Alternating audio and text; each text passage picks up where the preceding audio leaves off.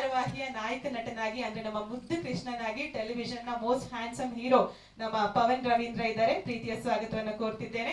So actually ಇದು ಸುವರ್ಣ ಅವರಿಗೆ ಒಂದ್ ರೀತಿ ತವ್ರ ಮನೆ ಇದ್ದ ಹಾಗೆ. ಈಗಾಗಲೇ ಜಾನಕಿ ರಾಘವ ಅನ್ನೋ ಧಾರಾವಾಹಿಯಲ್ಲಿ ಅವರು ಅಭಿನಯಿಸಿದ್ರು. ಮತ್ತೆ ಸುವರ್ಣಗೆ ಕಮ್ ಬ್ಯಾಕ್ ಆಗ್ತಿದ್ರಿ. All the very best. ಪ್ರೀತಿಯ ಸ್ವಾಗತ. ಚಿತ್ರದ ಕಥೆ ಜೊತೆಗೆ ನಿರ್ದೇಶನ ನಿರ್ಮಾಣ ಧರಣಿ ಜಿ ರಮೇಶ್ ಅವರದ್ದು. ನಿಮ್ಗೆ ಮುದ್ದು ಲಕ್ಷ್ಮಿ ಆಗಿರಬಹುದು, ಮರಳಿ ಮನಸ್ಸಾಗಿದೆ ಆಗಿರಬಹುದು, ಮರಳಿ ಬಂದಳು ಸೀತೆ, ಈ ಎಲ್ಲ ಧಾರಾವಾಹಿಯನ್ನ ಕನ್ನಡಿಗರಿಗೆ ಪರಿಚಯ ಮಾಡಿದ್ದು ಧರಣಿ ಜಿ ರಮೇಶ್ ಅವರು. ಸರ್ ಪ್ರೀತಿಯ ಸ್ವಾಗತವನ್ನ ಕೋರ್ತಿದ್ದೇನೆ ತಮಗೂ ಕೂಡ. ಇನ್ನು ಚಿತ್ರದ ಊರ್ಮಿಳಾ ದಿವಾನ್ ಆಗಿ ಅಭಿನಯಿಸಿರೋದು ನಮ್ಮ ರಜನಿ ಅವರು. ಪ್ರಾಯಶಃ ರಜನಿ ಹೆಸರು ಸ್ಟಾರ್ ಸುವರ್ಣದ ಜೊತೆಗೆ ಯಾವಾಗ್ಲೂ ಅವಿನಾಭಾವ ಸಂಬಂಧ ಅಂತ ಹೇಳ್ಬಹುದು. ಯಾಕಂದ್ರೆ 2012ರಲ್ಲಿ ಪ್ರಾರಂಭವಾದಂತಹ ಅಮೃತ ವರ್ಷಿಣಿ ದಾಖಲೆ ಬರೆದಂತಹ ಧಾರಾವಾಹಿ. ಕನ್ನಡ ಕಿರುತೆರೆಯಲ್ಲಿ ಇಂತಹ ದಾಖಲೆ ಬರೆದಂತಹ ಧಾರಾವಾಹಿಯನ್ನ ನಾವು ಹಿಂದೆಂದೂ ಕಂಡಿರ್ಲಿಲ್ಲ.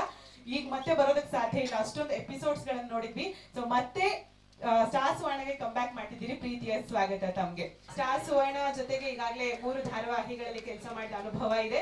ಸೊ 5 ಧಾರಾವಾಹಿಗಳಲ್ಲಿ ಕೆಲಸ ಮಾಡಿದ ಅನುಭವ ಇದೆ. ನೀ ಇರಲು ಜೊತೆಯಲ್ಲಿ ಧಾರಾವಾಹಿ ಬಗ್ಗೆ ಏನ್ ಹೇಳ್ತೀವಿ? ಸೊ ಈ ಶೋ ನೀನ್ ಮಾಡ್ಬೋದು, ನೀನ್ ಮಾಡು ಅಂತ ಹೇಳಿ ನನ್ನ ಬೆನ್ನೆಲುಬಾಗಿ ನಿಂತಿದ್ದಾರೆ. ಸೊ ಅದಕ್ಕೆ ಮೇನ್ ಸಪೋರ್ಟ್ ನಿಂತಿರೋದು ಸುಹಾಸ್ ಸರ್. ಸೊ ನಮ್ಮ ಟೀಮಲ್ಲಿ ಆಕ್ಚುಲಿ ಇವಾಗ ಏನ್ ನೋಡಿದ್ರಿ ನೀವು, ಸ್ವಲ್ಪ ಜನ ನೋಡಿದ್ರಿ. ಟೋಟಲ್ ನಮ್ಮ ಈ ನೀರಲ ಜೊತೆಲಿ ಟೀಮಲ್ಲಿ ಇರೋದು 27 ಜನ ಆರ್ಟಿಸ್ಟ್. ಸೊ ಎಲ್ಲರೂ ಇಲ್ಲೇ ಇದ್ದಾರೆ. ಶಾಸ್ತ್ರೊಬ್ರು ಬರ್ತಿದ್ದಾರೆ, ಸ್ವಲ್ಪ ಲೇಟ್ ಆಗ್ತಿದೆ. ಸೊ ನಿಮ್ಮ ಎಲ್ರಿಗೂ ನಮ್ಮನ್ನು ನೋಡಕ್ ಬಂದಿರೋದಕ್ಕೆ first of all thanks.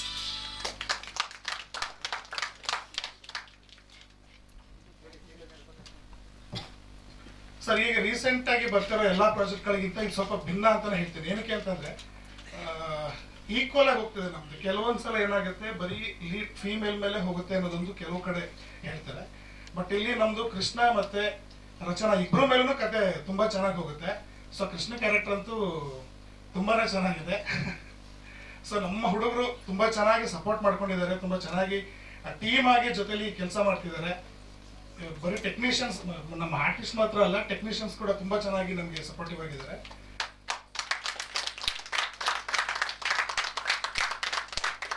So main ಆಗಿ ಹೋಗ್ಬೇಕು ಕತೆ ನಿಮ್ಮೆಲ್ರಿಗೂ ಆಲ್ಮೋಸ್ಟ್ ಇವಾಗ ಪ್ರೋಮೋದಲ್ಲಿ ಬಂದಿರೋ ಹಾಗೇನೆ ಒಂದು ದಿವಾನ್ ಕುಟುಂಬನ ಇವರು ತನ್ನ ವಶ ಮಾಡ್ಕೋಬೇಕು ಅಂತ ಟ್ರೈ ಮಾಡ್ತಿರ್ತಾರೆ. ಬಟ್ ಎಲ್ಲರೂ ಕೂಡ ಸೈನ್ ಹಾಕಿದ್ರು ಕೃಷ್ಣ ಮಾತ್ರ ಅದಕ್ಕೆ ಸೈನ್ ಹಾಕಲ್ಲ. ಏನಕ್ಕೆ ಅಂದ್ರೆ ನಾನು ಈ ಮನೆ ಆಧಾರ ಸ್ತಂಭ, ಈ ಮನೆ ನಾನು ಉಳಿಸ್ಕೋತೀನಿ ಅನ್ನೋ ಒಂದು ಕಾನ್ಫಿಡೆನ್ಸ್ ಅಲ್ಲಿ ಅವ್ರು ಇರ್ತಾರೆ.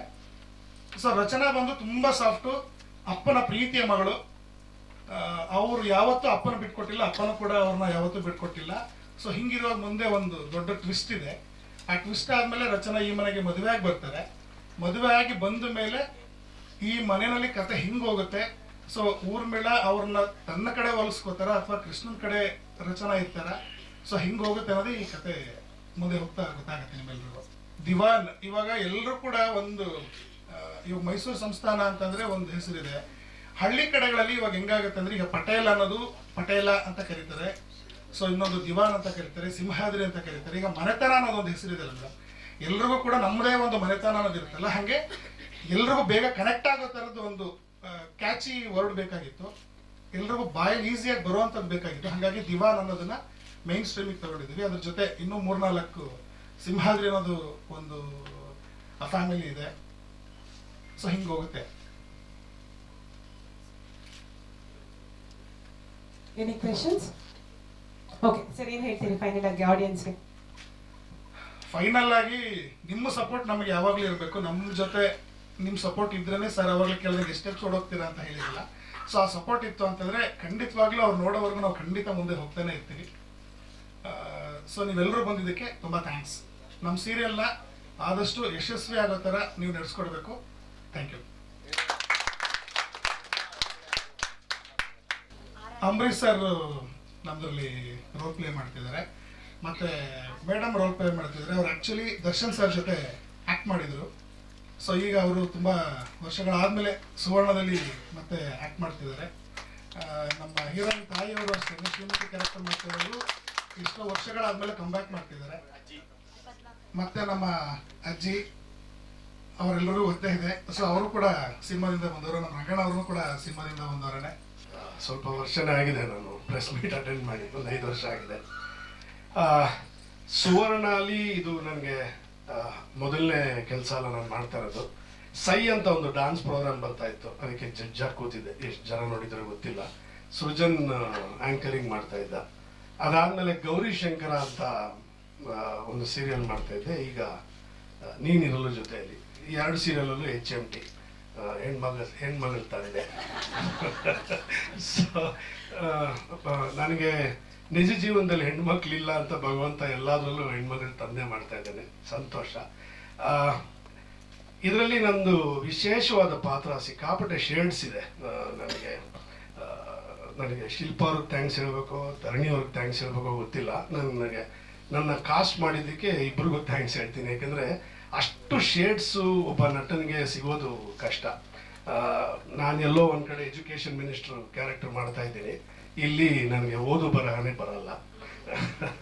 ಸೊ ನಾನೊಬ್ಬ ಕೂಲಿ, ಇಟ್ಟಿಗೆ ಫ್ಯಾಕ್ಟ್ರಿಲಿ ಕೂಲಿ ಕೆಲಸ ಮಾಡಿಕೊಂಡು ಆ ಇಟ್ಟಿಗೆ ಫ್ಯಾಕ್ಟ್ರಿಗೆ ಓನರ್ ಆಗುವಂಥ ಒಂದು ಪಾತ್ರ.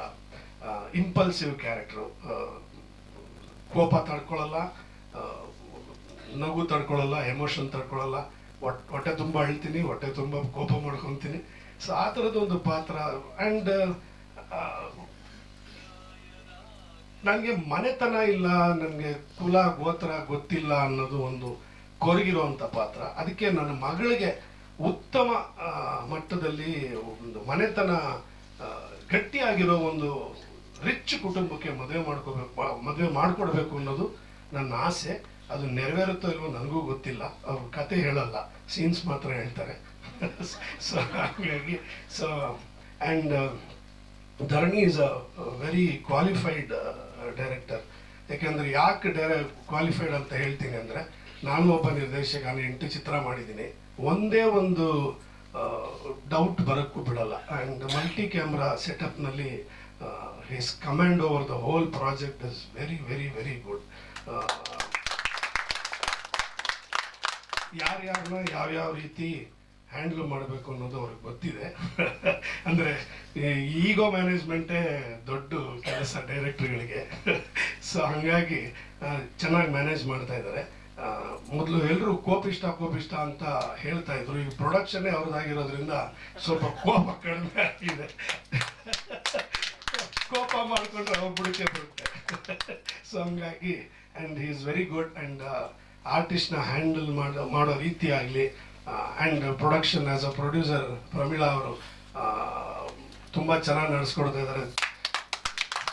ಆ್ಯಕ್ಚುಲಿ ಗಂಡಸರ ಹೊಟ್ಟೆಯಿಂದ ಮನಸ್ಸು ಗೆಲ್ಬೇಕಂತೆ. ಸೊ ಹೊಟ್ಟೆ ತುಂಬ ಊಟ ಹಾಕ್ತಾರೆ, ಬೆಳಗ್ಗೆ ತಿಂಡಿ, ಮಧ್ಯಾಹ್ನ ಊಟ. ಪ್ರೊಡಕ್ಷನ್ ಚೆನ್ನಾಗಿ ಮಾಡ್ತಾರೆ. ನಮಗೆ ಸೀರಿಯಲ್ಲು ಸಿನಿಮಾ ಎಲ್ಲ ಡಿಫ್ರೆನ್ಸ್ ಗೊತ್ತಾಗ್ತಾ ಇಲ್ಲ. ಬ್ಯೂಟಿಫುಲ್ಲಾಗಿ ಮಾಡ್ತಾ ಇದ್ದಾರೆ, ಟೈಮಿಗೆ ಪೇಮೆಂಟು ಕೊಡ್ತಾ ಇದ್ದಾರೆ. ಹಾಗಾಗಿ I am very satisfied. Thank you very much for casting me. ಅದೇ ಹೇಳಿದ್ನಲ್ಲ. ಆ್ಯಂಡ್ ಶಿಲ್ಪಾ ನನಗೆ ಹೊಸ ಪರಿಚಯ ಅಲ್ಲ, ತುಂಬ ವರ್ಷಗಳ ಪರಿಚಯ. ಅವರು ETV ಕೆಲಸ ಮಾಡ್ತಾ ಇದ್ದಾಗಿಂದ ನನಗೆ ಗೊತ್ತು. ಹೇಳ್ಬೋದೋ ಇಲ್ಲ ಗೊತ್ತಿಲ್ಲ ನನಗೆ, ಯಾಕೆಂದರೆ ಬೇರೆ ವಾಹಿನಿ ಕೆಲಸ ಮಾಡ್ತಾ ಇರೋದ್ರಿಂದ ಹೇಳ್ಬೋದೋ ಇಲ್ಲ ಗೊತ್ತಿಲ್ಲ. Thank you Shilpa. ಆ್ಯಂಡ್ ವೇದಿಕೆ ಮೇಲೆ ಇರೋರಿಗೆಲ್ಲೋ ಬೆಸ್ಟ್ ಆಫ್ ಲಕ್.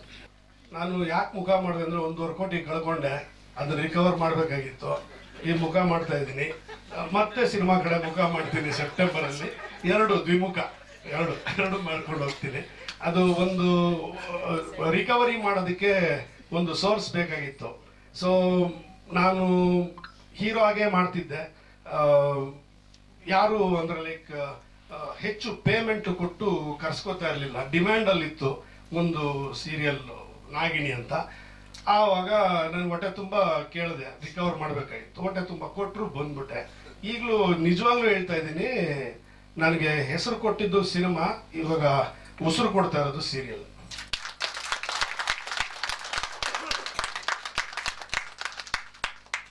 ಬೇಗ ಸೆಪ್ಟೆಂಬರಲ್ಲಿ ಮಾಡ್ತೀನಿ. ಈಗಲೂ ಯಾರಿಗೆ ಸಾಲತ್ತೆ ಸಂಬಳ ಅಂತ ಒಂದು ಪ್ಲ್ಯಾನ್ ಮಾಡಿದ್ದೀನಿ, ಲಾಂಚ್ ಮಾಡ್ತೀನಿ. ಇದನ್ನ ಅದಕ್ಕೆ ಉಪಯೋಗಿಸ್ಕೋತಾ ಇಲ್ಲ, ಪಬ್ಲಿಸಿಟಿಗೆ ವಿಷಯ ಹೇಳೋದಕ್ಕೆ ಪೋಸ್ಟ್ ಮಾಡ್ತಾ ಇದ್ದೀನಿ.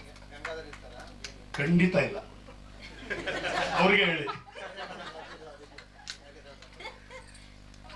ಖಂಡಿತ ಓಪನ್ ಆಗಲ್ಲ ಮೇಡಮ್. ನನ್ನ ಮಗಳಿಗೆ ಮಗು ಆಗುತ್ತೆ ಅಂತ ಅಂದ್ಬಿಟ್ರು, ತಾತನ ಕ್ಯಾರೆಕ್ಟರ್ ಇವಾಗ ಮಾಡೋದು ಬೇಡ ಅಂದ್ಬಿಟ್ಟು ಅದನ್ನ ಬಿಟ್ಬಿಟ್ಟೆ ನಾನು. ಆಕ್ಚುಲಿ ದುಬೈಗೆ ಕಳಿಸಿದ್ದಾರೆ ಕಥೆಯಲ್ಲಿ, ಇಲ್ಲಿ ಹುಟ್ಟು ಬಂದಿದ್ದೀನಿ. ಅಂಡ್ ಸ್ಟಾರ್ ಸುವರ್ಣದಲ್ಲೇ ರಾಣಿ ಅಂತ ಸೀರಿಯಲ್ ಅಲ್ಲಿ ಮಾಡಿದೀನಿ. But as a lead star ಸುವರ್ಣಕ್ಕೆ ಫಸ್ಟ್ ಸೀರಿಯಲ್ ಇದು. ನಂಗೆ ಆಪರ್ಚುನಿಟಿ ಕೊಟ್ಟಿರೋ ಶಿಲ್ಪಾ ಮ್ಯಾಮಿಗೆ ತುಂಬಾ ಥ್ಯಾಂಕ್ಸ್ ಹೇಳ್ಬೇಕು ನಾನು, and Dharani sir and Ramya ma'am. ಇದನ್ನು ಬಿಟ್ಕೊಡಕ್ಕೆ ಆಗಲ್ಲ. ಈ ಪಾತ್ರಕ್ಕೆ ಪರ್ಟಿಕ್ಯುಲರ್ ಆಗಿ ಸೂಟ್ ಆಗ್ತೀನಿ, ಕ್ಯಾರಿ ಮಾಡ್ಬೋದು ಅನ್ನೋ ಭರವಸೆ ಇಟ್ಕೊಂಡು ನನ್ನನ್ನು ಈ ಪಾತ್ರಕ್ಕೆ ಸೆಲೆಕ್ಟ್ ಮಾಡಿದ್ದಾರೆ.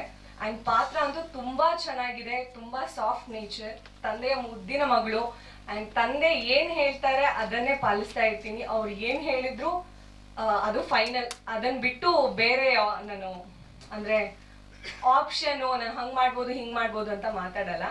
ಸೊ ಅದು ಬಿಟ್ರೆ ಉರ್ಮಿಳಾ ಅವರು ನನ್ನ ಐಡಲ್ ಅನ್ನೋ ಒಂದು ಮೇನ್ ಆಗಿ, ಅಂದ್ರೆ ಕಾಲೇಜಲ್ಲಿ ಪ್ರೋಮೋ ನೋಡಿರ್ಬೋದು, ಕಾಲೇಜಲ್ಲಿ ಅವ್ರು ರ್ಯಾಂಕ್ ಬಂದಿರ್ತಾರೆ. ಸೊ ನಾನು ಕೂಡ ಹಾಗೆ ರ್ಯಾಂಕ್ ಬರಬೇಕು ಅಂಡ್ ರ್ಯಾಂಕ್ ಬರ್ತೀನಿ ಕೂಡ.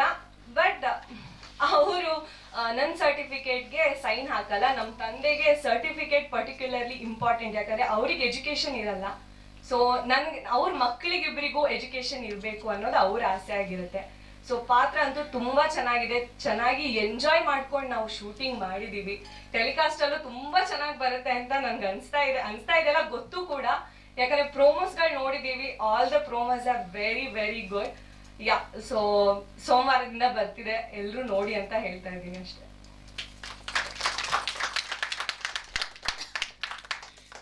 ಅಮೃತ ಇವಾಗ ಸೈನ್ ಹಾಕೋದಕ್ಕೆ ಇಷ್ಟು ಕಾಡಿಸ್ತಿದ್ದೀರಿ ನೋಡಿ. ಸೊ 13 ವರ್ಷ ಆದ್ಮೇಲಲ್ಲ, ಸೊ ಏನ್ ಅನಿಸ್ತಿದೆ ಈ ಟ್ರಾನ್ಸಿಷನ್, ಮತ್ತೆ ತವರು ಮನೆಗೆ ವಾಪಸ್ ಬರ್ತಿರೋದು ಹೇಗೆ ಅನಿಸ್ತಿದೆ ಅನುಭವ? ಮೊದಲನೇದಾಗಿ ಎಲ್ಲ ಪತ್ರಿಕಾ ಮಾಧ್ಯಮ ಮಿತ್ರರಿಗೆ ಹಾಗೆ ಡಿಜಿಟಲ್ ಮೀಡಿಯಾ ಮಿತ್ರರಿಗೆ ನಮಸ್ಕಾರ. ತುಂಬ ಹೃದಯದ ಧನ್ಯವಾದಗಳು. ಎಲ್ಲರೂ ಇಲ್ಲಿ ನಮ್ಮ ನೀ ಇರಲು ಜೊತೆಯಲ್ಲಿ ಧಾರಾವಾಹಿಗೆ ಪ್ರಮೋಷನ್ಗೋಸ್ಕರ ಬಂದಿದ್ದೀರಾ. ಎಲ್ರಿಗೂ ಥ್ಯಾಂಕ್ ಯು ಸೋ ಮಚ್. ಮೊದಲನೇದಾಗಿ ನೀ ಇರಲು ಜೊತೆಯಲ್ಲಿ ಧಾರಾವಾಹಿಯಲ್ಲಿ ನನ್ನ ಪಾತ್ರ ಅದ್ಭುತವಾಗಿದೆ. ಸೊ ನಮ್ಮ ಆ್ಯಂಕರ್ ಹೇಳಿದಾಗೇನೆ ಅಲ್ಲಿಗೂ ಇಲ್ಲಿಗೂ ಅಜಗಜಾಂತರ ಇದೆ. ಸೊ ಊರ್ಮಿಳಾ ಪಾತ್ರ ತುಂಬಾನೇ ಒಂದು ಸ್ಟ್ರಾಂಗೆಸ್ಟ್ ಪಾತ್ರ ಅಂತಾನೆ ಹೇಳ್ಬೋದು ನೀ ಇರಲು ಜೊತೆಯಲ್ಲಿ ಈ ಧಾರಾವಾಹಿಲಿ. ಈ ಪಾತ್ರ ಒಂದು ಟ್ರಾವೆಲ್ ಮಾಡೋದೇ ಒಂದು ವಿಭಿನ್ನ ರೀತಿಯಲ್ಲಿ ಟ್ರಾವೆಲ್ ಮಾಡುತ್ತೆ. ಅಂದರೆ ಎಲ್ಲರೂ ಮನೆಯಲ್ಲಿ ಇರೋರ ಜೊತೆಯಲ್ಲಾಗಿರ್ಬೋದು ಮತ್ತೆ ಹೊರಗಡೆ ಆಗಿರ್ಬೋದು ಎಲ್ಲರೂ ಹೆದರಿಸುವಂಥ ಪಾತ್ರ. ಹೆದರಿಸೋದು ಅನ್ನೋದಕ್ಕಿಂತ ಹೆದರ್ಕೊಳ್ತಾರೆ, ಆ ಥರ ಒಂದು ಪಾತ್ರ. ಸೊ ಹೋಗಿ ನಿಂತ್ರೇ ಒಂದು ಹೆದರ್ಕೊಳ್ಳುವಂಥ ಪಾತ್ರ. ಸೊ ಆ ಥರ ಇದೆ. ಸೊ ಇದಕ್ಕೆ ನಮ್ಮ ಧರಣಿ ಸರ್ ತುಂಬ ಸಪೋರ್ಟ್ ಮಾಡಿದ್ದಾರೆ. ಯಾಕಂದರೆ ಈ ಹಿಂದೆ ಕೂಡ ಒಂದು ಧಾರಾವಾಹಿ ಮಾಡಿದ್ವಿ ನಾವು ಜೊತೆಯಲ್ಲಿ. ಸೊ ಅದರಲ್ಲಿ ಆ ಶೇಡ್ಗಿಂತ ಇನ್ನೂ ವಿಭಿನ್ನವಾಗಿ ಈ ಒಂದು ಧಾರಾವಾಹಿಲಿ ಬೇರೆ ಥರ ಶೇಡ್ ಕಾಣಿಸ್ಕೊಳ್ಬೇಕು ಅನ್ನೋ ಒಂದು ಆ ಒಂದು ನಿಟ್ಟಿನಲ್ಲೇ ನಾವು ವರ್ಕ್ ಮಾಡ್ತಾ ಇರೋವಂಥದ್ದು. ಸೊ ಆ ಶೇಡ್ ಎಲ್ಲೂ ಕಾಣಿಸ್ಬಾರ್ದು ಅನ್ನೋದು. ಮತ್ತೆ ನನ್ನ ಡ್ರೆಸ್ಸಿಂಗ್ ಸೆನ್ಸ್ ಆಗಿರ್ಬೋದು, ಮತ್ತೆ ಪ್ರತಿಯೊಂದು ಕೂಡ ಅವ್ರು ತುಂಬಾನೇ ಇನಿಷಿಯೇಟ್ ತಗೊಂಡು ಹೀಗೆ ಆಗಬೇಕು ಅಂತ ಹೇಳ್ಬಿಟ್ಟು ಪರ್ಟಿಕ್ಯುಲರ್ ಆಗಿ ವರ್ಕ್ ಮಾಡಿದ್ದೀವಿ. ಸೊ ಅದ್ಭುತವಾಗಿ ಮೂಡ್ ಬಂದಿದೆ. ಹಾಗೆ ಪ್ರೋಮೋಗೂ ಕೂಡ ತುಂಬ ಜನ ಒಳ್ಳೆ ರೆಸ್ಪಾನ್ಸ್ ಕೊಟ್ಟಿದ್ದಾರೆ. ಯಾವುದು 4 ಪ್ರೋಮೋಗಳು ಕೂಡ ತುಂಬಾನೇ ವಿಭಿನ್ನವಾಗಿರುವಂಥ ಪ್ರೋಮೋಗಳು, ಮತ್ತೆ ಕ್ಯೂರಿಯಾಸಿಟಿನ ಕ್ರಿಯೇಟ್ ಮಾಡುತ್ತೆ. ಅಂದರೆ ಏನಾಗ್ಬೋದು ಕಥೆಯಲ್ಲಿ, ಏನಾಗ್ಬೋದು ಇವ್ರಿಗವರು ಏನೋ ಇದೆಯಲ್ಲ ಸಮಥಿಂಗ್ ಅಂತ ಅನ್ಸುತ್ತೆ. ಆ ಥರ ಒಂದು ಪ್ರೋಮೋನ ಪ್ಲಾನ್ ಮಾಡಿಕೊಂಡು ಮಾಡಿರೋವಂಥದ್ದು ಅದ್ಭುತವಾಗಿ ಮೂಡ್ ಬಂದಿದೆ. ಹಾಗೆ ಜೊತೆಯಲ್ಲಿ ಆಡಿಯನ್ಸ್ ಕಡೆಯಿಂದನೂ ಅಷ್ಟೇನೆ ತುಂಬಾನೇ ಒಳ್ಳೆ ರಿವ್ಯೂಸ್ ಇದೆ ಪ್ರೋಮೋಗೆ. ಯಾವಾಗ ಬರುತ್ತೆ ಅಂತ ವೇಟ್ ಮಾಡ್ತಿದ್ದಾರೆ. ಸೊ ಎಲ್ಲರೂ ಸಪೋರ್ಟ್ ಮಾಡಿದಾಗ ಮಾತ್ರ ನಮ್ಮ ನೀ ಇರಲು ಜೊತೆಯಲ್ಲಿ ಧಾರಾವಾಹಿಗೆ ಒಂದು ಒಳ್ಳೆ ಸ್ಟ್ಯಾಂಡ್ ಸಿಗುತ್ತೆ ಅಂತ ನಾನು ಅನ್ಕೊಂಡಿದ್ದೀನಿ. ಕಲಾವಿದ್ರು ಅಂದಮೇಲೆ ಏನಾದ್ರೂ ಒಂದು ವಿಭಿನ್ನವಾಗಿ ಪ್ರಯತ್ನ ಮಾಡ್ತಾನೆ ಇರಬೇಕು. ಸೊ ಆ ವಿಭಿನ್ನತೆ ಇಲ್ಲ ಅಂದ್ರೆ ಬೋರ್ ಆಗ್ಬಿಡ್ತಾರೆ ಜನನು. ಸೊ ಕೆಲವ್ರು ಎಕ್ಸೆಪ್ಟ್ ಮಾಡ್ಕೋಬಹುದು, ಕೆಲವ್ರು ಎಕ್ಸೆಪ್ಟ್ ಮಾಡ್ಕೊಳ್ದೇ ಇರ್ಬೋದು. ಬಟ್ ನನ್ನ ಒಂದು ಪರ್ಸನಲ್ ಒಪಿನಿಯನ್ ಏನಂದ್ರೆ ಬೇರೆ ವರ್ಸಿಟೈಲ್ ಕ್ಯಾರೆಕ್ಟರ್ಸ್ಗಳನ್ನ ಟ್ರೈ ಮಾಡಬೇಕು ಅನ್ನೋದಷ್ಟೇ, ಬೇರೆ ಇನ್ನೇನು ಇಲ್ಲ. ಕೆಲವ್ರು ಒಪ್ಕೊಂಡಿಲ್ಲ. ಯಾಕೆ ನೀವು ಹೀರೋಯಿನ್ ಆಗಿ ಮಾಡ್ತಾ ಇದ್ರಿ, ಯಾಕೆ ಈ ತರ ಕ್ಯಾರೆಕ್ಟರ್ ಮಾಡ್ತಿದ್ದೀರಾ ಅಂತ ಹೇಳಿದ್ದಾರೆ.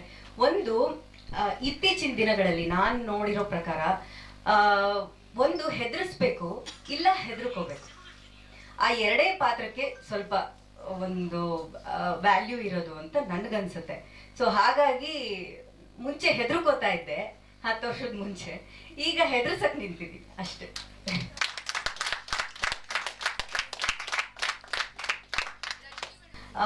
ಆ ಅದನ್ನೇ ಈ ಧರಣಿ ಸರ್ ನಾವು ಆ ಸೀರಿಯಲ್ ಅಲ್ಲೂ ವರ್ಕ್ ಮಾಡಿದ್ವಿ. ಸೊ ಆ ಶೇಡ್ ಎಲ್ಲೂ ಬರಬಾರ್ದು ಅಂತಾನೆ ನಾವು ವರ್ಕ್ ಮಾಡ್ತಾ ಇರೋವಂಥದ್ದು.